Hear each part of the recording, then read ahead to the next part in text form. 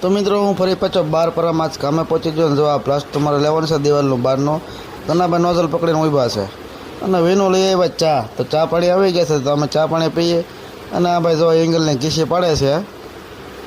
અને જો પ્લાસ્ટર તમારે વોશરીને અડધું થઈ ગયું છે ને પાછી ચા આવી ગઈ તો અમે ચા પીએ ને વીનું તો ચા આપે વીનુને પાછો વિડીયોમાં આવવાનો બહુ શોખ એટલે ચા આપે ને બપોર પડી ગયા ને મેં બહુ ગયો પપ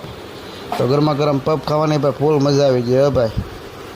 ને અમારે વિનુ ને ઉમેશભાઈ કહી કે ભાઈ આપણને ખાધા વગર મેન ન આવે તો બપોરે થોડુંક જમવું તો પડે હો ભાઈ તો એ બે ટિફિન આવે તો એ બે જમવા બેઠા ને જો અમારે એટલું પ્લાસ્ટર 2 દિવાલ બાકી છે જલ્દી પૂરી કરવાની છે ને આ છે અમારા ઘર ધણી